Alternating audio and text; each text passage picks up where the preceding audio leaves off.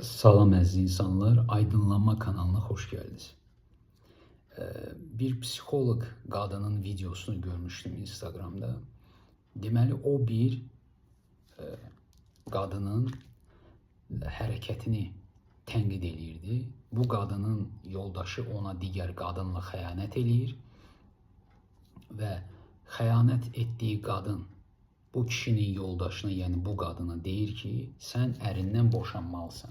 Və bu psixoloq qadın onun pasiyenti olan həmin bu zərər çəkmiş qadına deyir ki, sən burada ən pis insan sənsən, çünki sən özünə pislik eləyirsən, onlar sənin aynandır, onlar sənin güzgündür, onlar sənə əks elətdirir.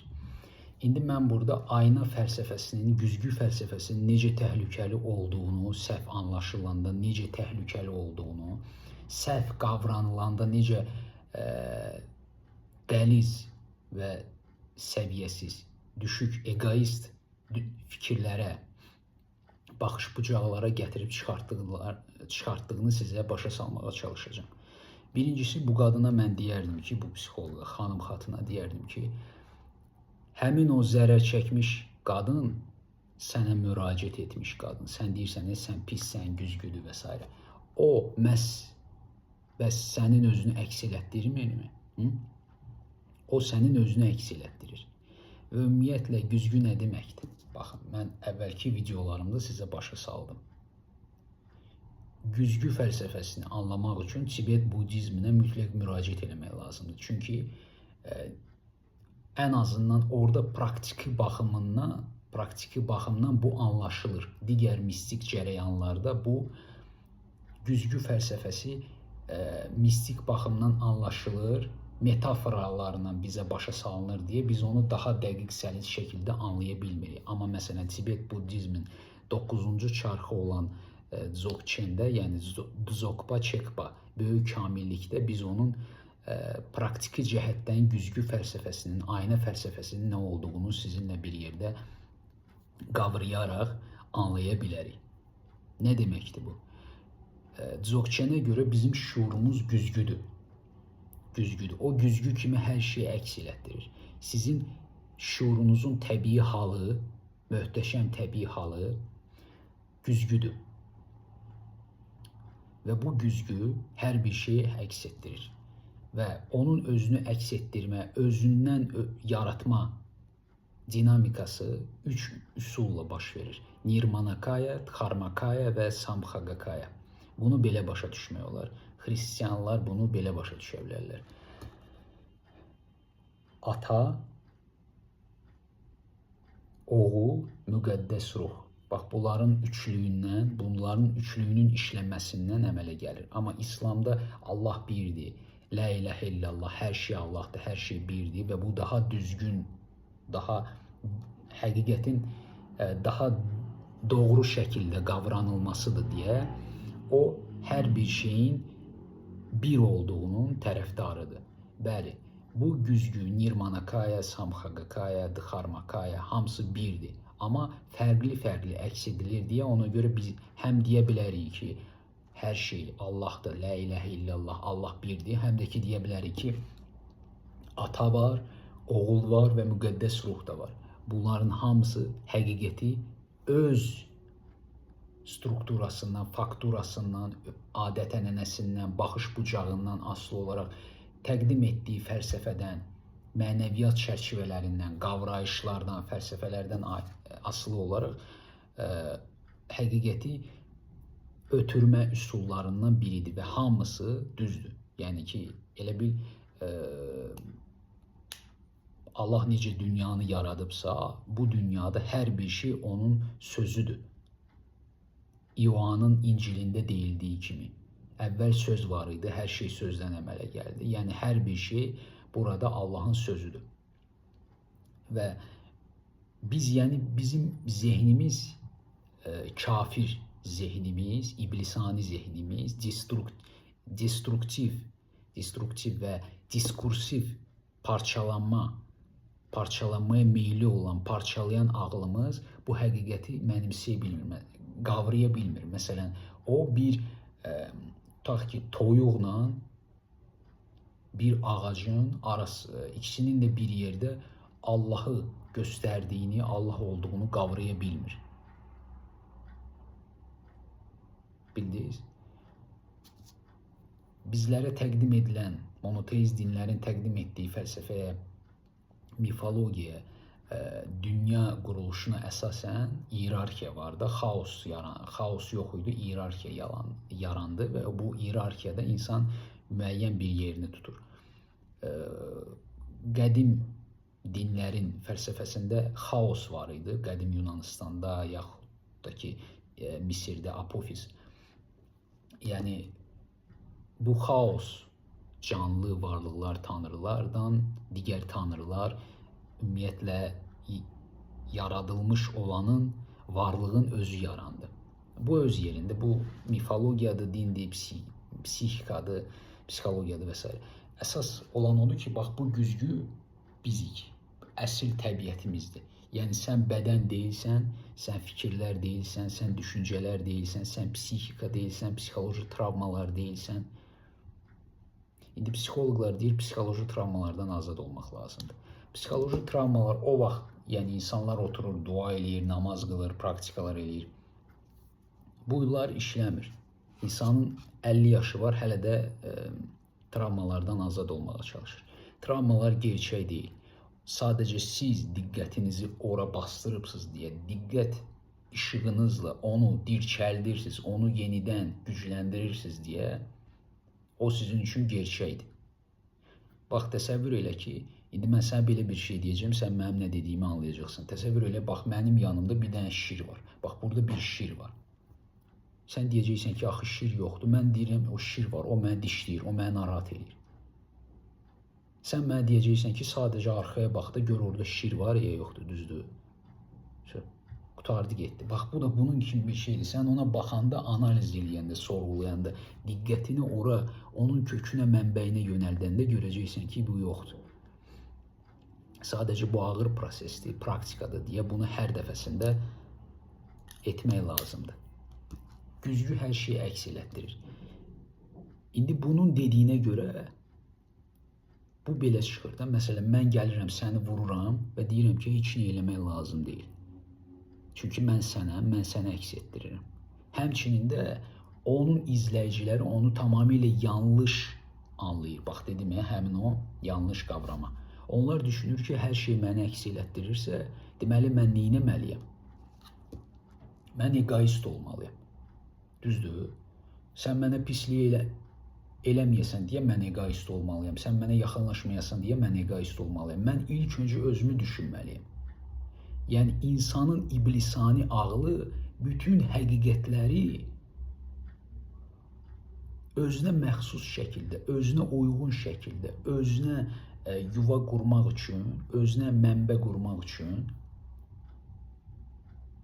bax, belə iyrənc bir şəkildə qavrayır. Hətta adam deyir, Allah birdir. Bunu belə insanın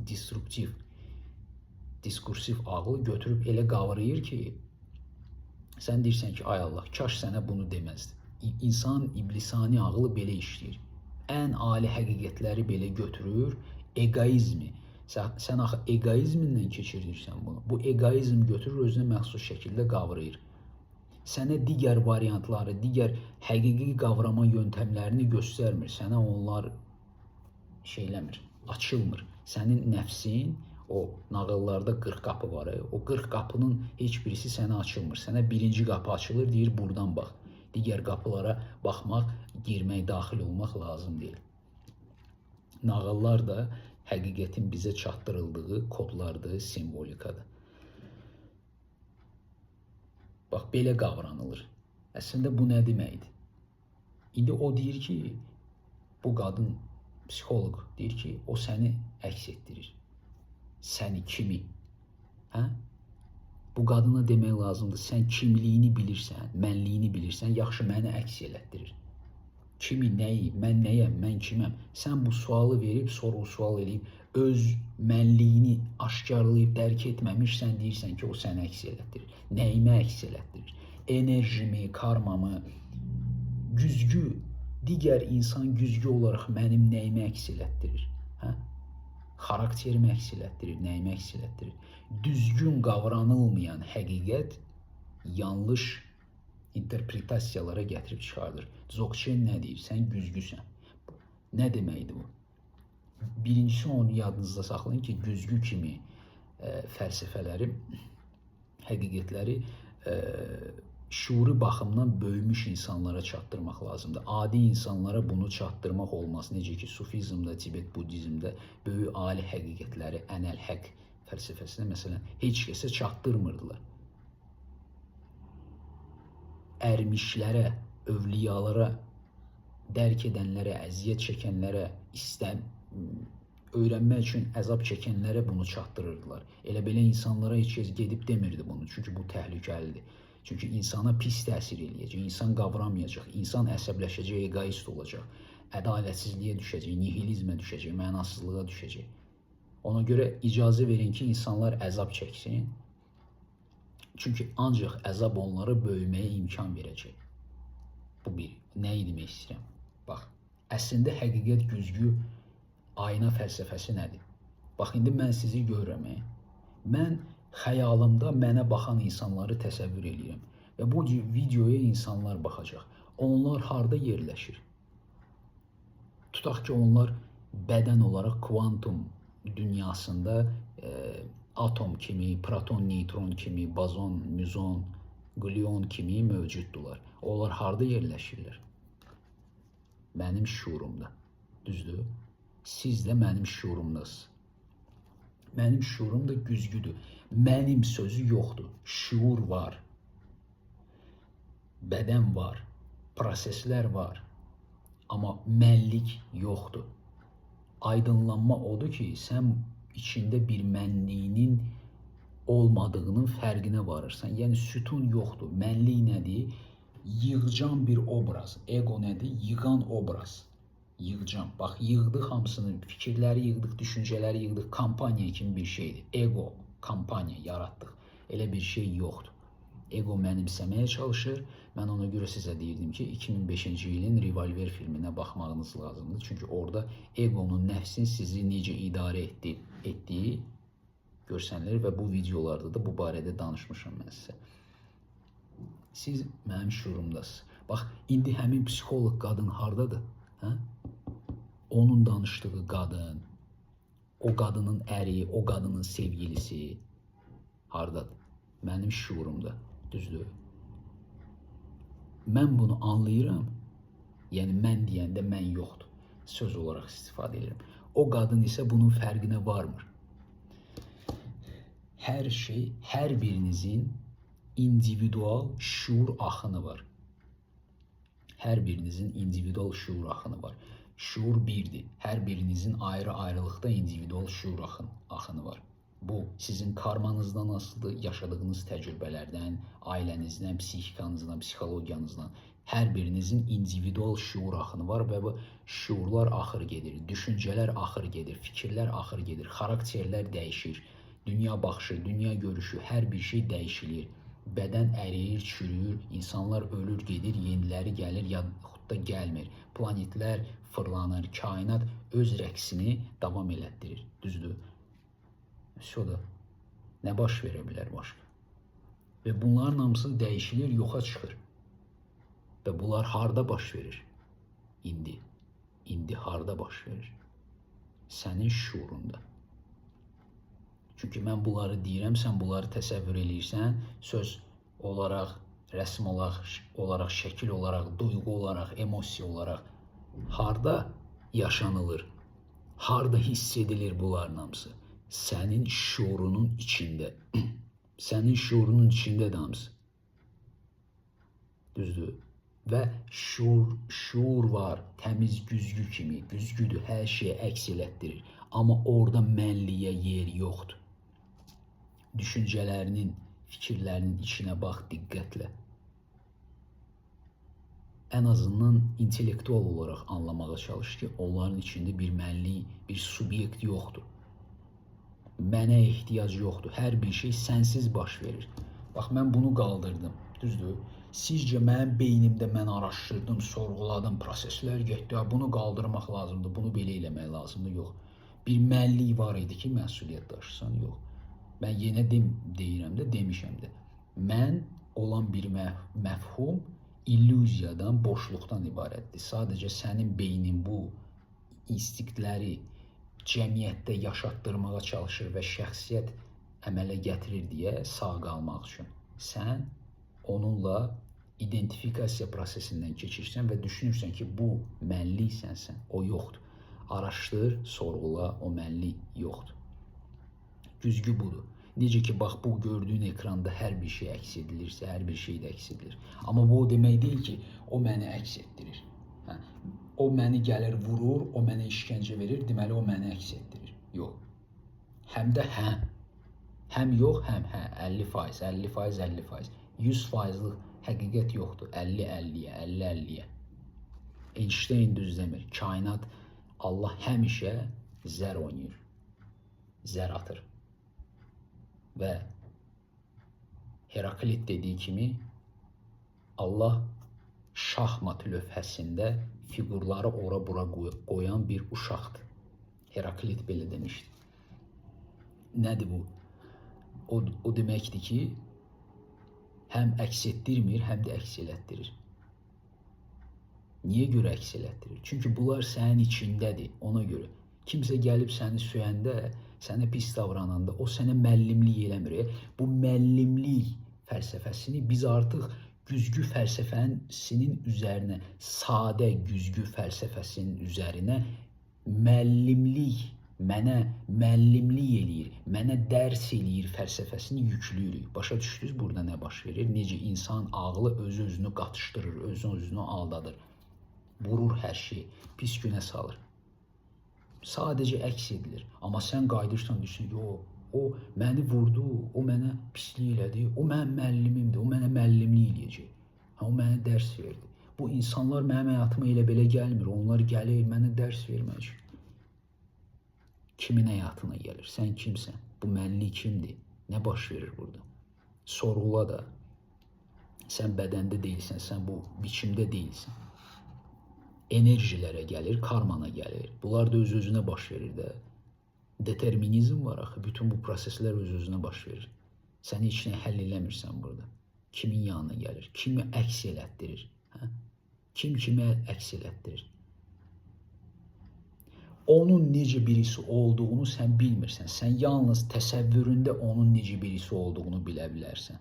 Sən yalnız öz içində onun səni elədiyini şərhləndirib özünə məxsus şəkildə ya bunu müəllim kimi, ya bunu düşmən kimi şərhləndirib, onu qəbul edib eləcə davrana bilərsən. Və həqiqət ondadır ki, həm güzgü fəlsəfəsi, ayna fəlsəfəsi həm işləmir, həm də 50% işləyir. Nəyə görə? Çünki bunlar hamısı sənin içindədir.